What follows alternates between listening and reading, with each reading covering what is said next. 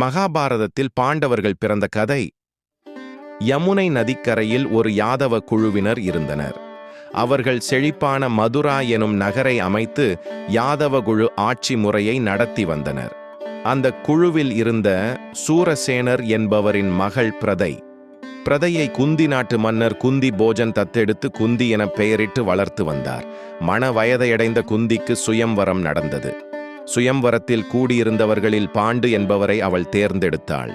பீஷ்மர், இரண்டாவதாக மத்திர நாட்டின் மன்னன் சல்லியனின் சகோதரி மாதிரியை பாண்டுவிற்கு மணம் முடித்து வைக்க விரும்பினார்.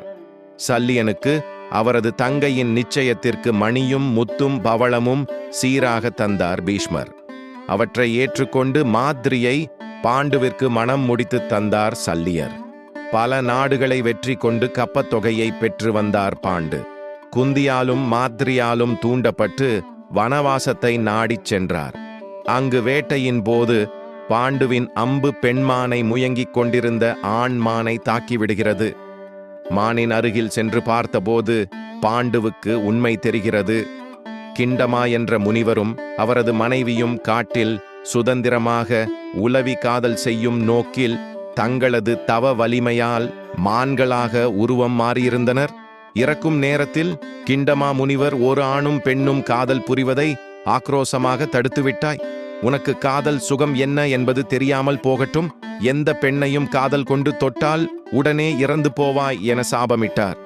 ஒரு குழந்தைக்கு தகப்பன் ஆக முடியாதவன் அரசன் ஆக முடியாது என பாண்டு வருந்தினார்.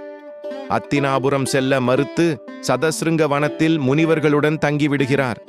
இச்செய்தி அத்தினாபுரம் எட்டுகிறது. பாண்டு இல்லாத நிலையில் அத்தினாபுரத்தின் ஆட்சியை பீஷ்மர் திருதராஷ்டிரனுக்கு வழங்குகிறார். திருதராஷ்டிரனின் மனைவி காந்தாரி. சில மாதங்களில் காந்தாரி கருத்தரித்தாள் என்ற செய்தி பாண்டுவுக்கு தெரிய வருகிறது. ஆட்சியும் போய் ஒரு குழந்தைக்கு தந்தையும் ஆக முடியாத நிலையில் மன அழுத்தமும் சோர்வும் விரக்தியும் அடைந்து பாண்டு ஒரு முடிவெடுத்தார். ஸ்வேதகேது முனிவரின் நியதிப்படி ஒரு பெண்ணின் கணவர் அவர் விரும்பும் ஒரு ஆணுடன் சேர்ந்து குழந்தை பெற்றுக்கொள்ளலாம். அதன்படி தன்னுடன் இருந்த குந்தியை அழைத்து யாராவது ஒரு முனிவரின் மூலமாக ஒரு குழந்தையை பெற்றுக்கொள் என வேண்டினான் பாண்டு. தேவர்களையே அழைக்க முடியும் போது ஏன் முனிவர்களை அழைக்க வேண்டும் என கூறினாள் குந்தி.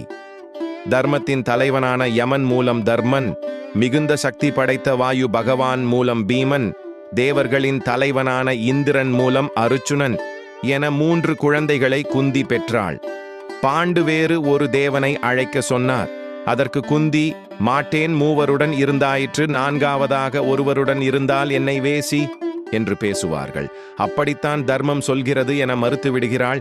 நீ வேறு எந்த ஆணிடமும் செல்ல முடியாது என்பதால் மாத்ரிக்காக ஒரு தேவனை அழைக்கச் சொன்னான்.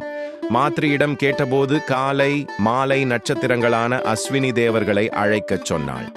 அஸ்வினி தேவர்கள் எனும் இரட்டையர்கள் மூலம் உலகத்திலேயே மிக அழகான நகுலனும் உலகத்திலேயே எல்லாம் அறிந்த அறிவாளியான சகாதேவனும் பிறந்தார்கள். இப்படியாக பிறந்தவர்களை பாண்டவர்கள் என்று அத்தினாபுரத்து மக்கள் அழைத்தனர்.